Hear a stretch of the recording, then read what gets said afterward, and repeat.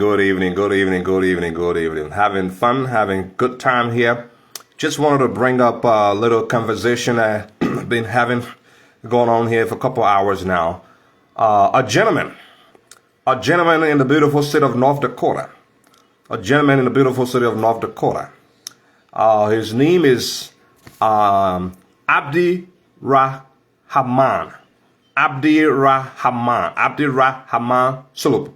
Sorry if I'm not pronouncing it right. 39 years old, Abdirahaman Sulub.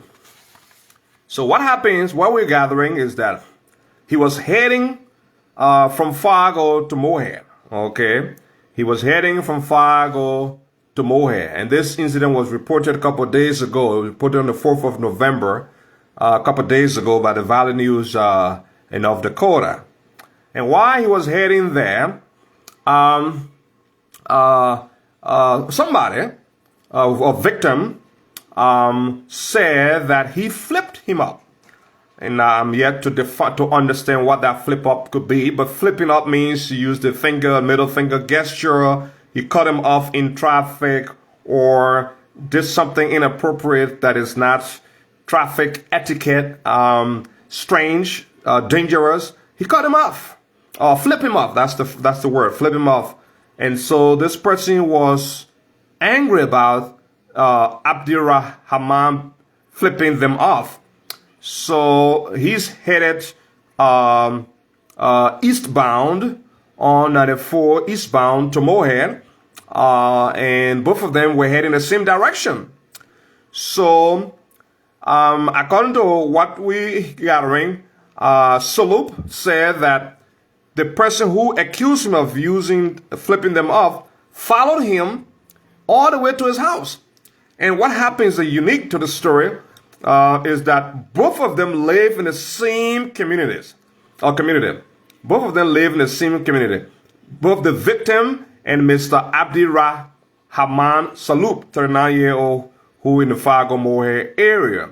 So when the victim followed him, according to the story, the victim decided to confront Mr. Sulub, confront him in his driveway. According to what we're gathering, confront him.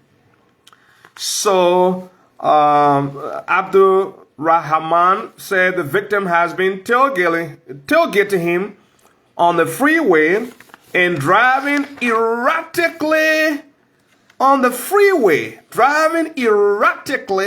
and tailgating him until they got to his house or his driveway. There, the victim began to confront him, perhaps get out of the car, and then that's when Mr. Abdirahaman Sulub decided to take a knife. Okay, take a knife. He grabbed a knife, and according to him, he used the knife in self-defense.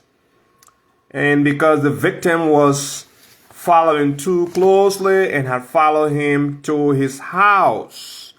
Okay? The victim and Mr. Sulub live in the same neighborhood. Okay, so Valley News says, I read off of this, the victim who was heading to a friend's house in Sulub's neighborhood decided to confront Sulub in his driveway. According to the victim, he asked Sulub, "What's your problem?" Sulub allegedly responded with a threat, then retrieved a machete from his vehicle and slashed the victim's left hand. As the victim retreated, Sulub reportedly smashed the front passenger vehicle of the victim's car. There is a lot of things going on here, a lot of moving parts here. And I just want to give you my take. I don't know the victim, and I don't know Sulub at all, but I live in this community, and I just wanted to shed light on this kind of thing and how to protect yourself, because it can happen to anyone. Okay, so let's start with Sulub, because the whole thing started with Sulub. According to what the victim is saying, Sulub was the one that flipped them off. Flip him off or flip her off. I'm not sure the gender, but flip them off while they were in traffic. Okay, so If somebody flips you off in traffic, what do you do? Okay? People do that all the time. And I'll tell people, if somebody flips you off in traffic and you don't get in a wreck, keep going. Keep going, you know. Flipping people up is very inappropriate. If this is what happened, it's very inappropriate, but keep going. Keep going. Worse can happen. And as we go down the story, I will tell you where worse things could have happened. Listen carefully. So, Sulub flipped them off. It's very inappropriate. They're confused and so forth. Then, according to Sulub, they began to tailgate him. They began to drive closer behind his vehicle. According to him, they began to drive erratically. Erratically. Now, let me just share light on this here. Do not tolerate tailgating. Anyone that tailgates you, slow down. Slow down your vehicle and let that person pass. Tailgating can make you confused. It can make you get involved in a wreck. It can make you make mistakes. You know, it's not a safe thing for someone to be tailgated. And I'll tell you, many of you do not know. Even if the president of America tailgates you, slow down, park, and let him pass. Do you hear what I'm saying? Do not have someone tailgate you for 1 minute, 2 minutes, 3 minutes, 5 minutes, 10 minutes, and the person just tailgating you. You don't know what they're tailgating you for. You don't know what's the motive. You don't know where it's going to end. And Sulub also said they were driving erratically. If someone is tailgating you and they are driving erratically, what's wrong with stopping the car? What's wrong with slowing down and stopping the car? What's wrong with slowing down and calling police? I mean, these are options you can do. You can take this. There's nothing illegal about that. If someone's on my tail and I feel uncomfortable, I can slow down my vehicle, park, and the person is going to pass. Or I can slow down my vehicle and call police. There are things you can do. So, even if a police officer tailgates you, it's not tolerated. If a police officer is driving behind you like no space and just on your tail, you know that is an unsafe driving, and you can get into a wreck. You can have an accident. You can put your safety or his safety or her safety at risk. Tailgating is not a good driving practice. So as long as you experience that, you have to slow down. And it's okay to slow down. It's okay to stop your car. It's okay to call police. Hey, don't be in behind me for 2 hours. And I mean, I don't know. There's nothing wrong with that. So Sulub could have reported this tailgating. He could have slowed down. He could have, slowed down, stopped and called and report this, what's going on. Long before, because he said the driving was, they were tailgating him and it was erratic driving for a while. And they went to his driveway. And that is so interesting. Let me emphasize here. Look, go back. Yeah, let me emphasize here something here. Okay. So they're heading to Moorhead, which is eastbound on 94, okay, around 34th Avenue South. So, and it's also about 6 p.m. Now, don't forget, we're already in fall or winter. It gets dark. So, it means that if someone is tailgating you, you are not able to see vividly who's in the car. It's not summertime. It's not spring. You can't see who's in the car. You don't know if there's 4 men or 10 men or whatever. You don't know. So they are tailgating you at night, and you continue to drive normally and drove to your house. That was not too cool. If anyone tailgates you, slow down. No one should tailgate anyone. And if anyone tailgates you, they tailgates you maybe for a reason, and you should have slow down. You know, I'm not safe, and I'm going to call and see what's going on because I've been tailgated. Don't be afraid to do that. If someone is driving erratically, that's a red flag. That's a red flag. It doesn't matter whether it's a police officer or private citizen. Anyone who is driving erratically behind you, slow down. That's the first thing. That's the first mistake I think Sulub made. If anyone is tailgating you or is driving erratically on the freeway behind you until you get off the exit and they are just following your driving. That is very scary. That's very scary. I'm driving you straight to the police station. You are following me to the nearest police station. You are not going to my house. Okay? So that could be something that a Sulub could have done. Anyone can do that.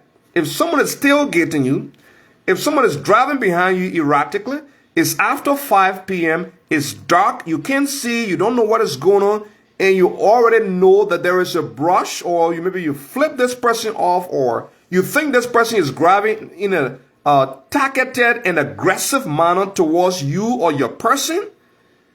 I'm looking for the nearest police station. I'm looking for the nearest place they have cameras, and that's where I'm going to park. Because there's evidence. Okay, so that's what anyone should do. Okay, so let's get back to the story here again. So Sulub could have slowed down, parked the car, and reported the tailgating and the erratic driving, because when people drive erratically, there are a lot of things going on in their mind. They are either sleepy, they are either intoxicated, drug-related, stress, running away from the law. There are so many things that is going on in people's head when you see them driving erratically.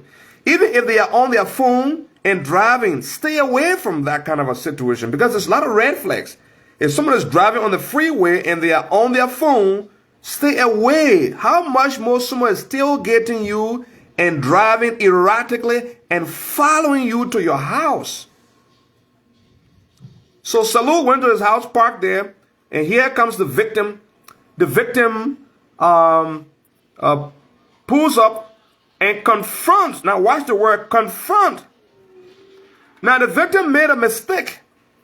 No matter what happened, if someone flip you over, flip you off on the road, following them to their house and getting out of your car to confront them in their driveway, that is a very dangerous thing to do. I wouldn't do that, because you don't know that person's mental state. You don't know whether that person, have something going on with them. You don't know whether that person, can be dangerous. Yeah, I'm not going to. Don't go to anyone's house at night when it's dark to confront them because they flip you off on the freeway. That was a very, very bad decision. If someone flips you off on the freeway and you think it's personal, directed and targeted, you can take the license plate and report that. But to follow the person driving, tailgating, according to Sulub, tailgating, driving erratically, following them to their house, standing in their driveway, confronting them verbally with hand gesture, that is just way too much of being vulnerable and being confrontational without knowing who this man is, where he lives, who lives with him. There's so many unknowns. You expose yourself to a lot of dangers, and that's not a good thing to do. The best thing I think you could have done was to take the license plate and report it. But to follow the man to his house, in his driveway, no one should do that. Okay, so in the driveway, confronted Sulub and said, "What's your problem?" Now, how do you ask someone, 6, 7 p.m. in their driveway because they flip you off and you want to confront them? What's your problem for flipping me off? I mean, Sulub could be mentally ill, could be high on drugs, could be anything. Anything could be going on, Sulub, and I'm not going to get closer to anyone who's flipping me off. I mean, that person's having a bad day, and I keep going. Yep, I keep going. I had a program a couple of days ago about the same thing, where a gentleman came into our facility, all because someone flipped him off, and he won't let it go. And he started chasing the person and started doing road rage. And He got pulled over. He didn't have a correct driver's license. One thing to another. Lost his job. Lost a lot of things. All because he wanted to confront this kid or this guy or this girl that passed by him and was disrespectful. Okay? So I talked about that like 2 days ago. The similar situation. Road rage. Road is a very common thing. But it can be deadly. That's the reason why I'm on the program tonight. It can be deadly. So you have to be able to control your emotions and also let a third party get involved. Often you call the police. Yes, someone tailgates you and follow you to your house. Where Sulub made a mistake too was you stay in the car and call police. Yeah, don't get out of the car. Because the moment you get out of the car, your anger, your temperament will rise. Like I always talk about. Crimes are committed out of the emotions. He or she is angry because you flip them off. They follow you to your house. You angry because you have people standing in your driveway. They're there to confront you, to humiliate you. If all of what we are hearing, if these are the basics of it, if that is what we hear, what is hearing is the all of the information, because we're just getting new information now, then whenever you have someone confronting you, your level of anger rises. And what did I say in the last program? I said when your anger level rises, your level of reasoning diminishes. And this goes for all human beings. Your level of rational thinking, walking away, saying nothing, diminishes when you are angry. So when someone is following you to confront you, that person is angry. And when the person is standing in your driveway, you are angry. So you got two angry people. Imagine what worse could have happened in this whole situation. Someone could have been dead. We don't know what, I don't know Sulub at all. I don't know the victim. I don't know these two parties. But just looking at from past precedent, you know, who knows what Sulub could have done badly. Okay, who knows what the person who is accusing Sulub could have done as well. You just say, you know what? Someone's been following me for 30 minutes and I'm going to my house. They follow me to my house. They are behind my car in the driveway, so I'm not getting out of my car until a police officer comes here. I want to apologize to them, say sorry to them for whatever happened on the freeway, but I can't get in my house because I'm afraid I might get hurt because this person followed me on the freeway and got to my place. Whether you know the person in the neighborhood, whether they are old friends or new friends, whatever it is, it doesn't matter. The fact that any person follows you, even if a police officer follows you, tailgate you, drive behind you erratically, and follow you to your house and parks in your driveway behind you, do not get out of the car. Call another police officer. Let him come, a third person come and say, oh, you know what, maybe this is what you did. That's why the person is following you. But in a professional environment, they'll tell you. They can just follow you, tailgate you, drive behind you, right away. That can make you have an accident before you get home. It's confusing. It's stressful. What's going on? You'll be hitting red lights. You'll be crossing where you're not supposed to cross. There might be pedestrians, people in a wheelchair. And all the reason you're breaking these rules because you got somebody behind you and you don't know why. They're just right on your behind, if I should say. So let's go back to the end of the story here. This was just a quick review of what is going on. So the victim came to his yard, confronted him, and with a threat. Okay, now Sulub responded with a threat, according to the report. Then he took a machete from his vehicle and slashed the victim's left hand. As the victims retreated, Sulub reportedly smashed the front passenger window of the victim's vehicle. Now, look at what is going on. Sulub was always having problem on the freeway. He came home to his place of safety. Someone is in the driveway. he sees the person confronts him, put it in his face, take it to him and say, what's your problem? And then he responded with threat, got his cutlass, his knife, a machete, sharp object, blunt object, and slashed the person's hand. You see what I'm talking about? You see how it escalates? You see how things escalate? Imagine if that person had just, you know what? That guy's having a bad day. I'm out of here. I'm gone. Or you know what? I'm not going to see him. Or if someone had said, you know what? I'm going to slow down. This person is following me. I'm going to slow down and call police. Maybe I did something wrong. Let the person tell me and I'll pay for it and so forth. But I'm not comfortable with the person driving behind me.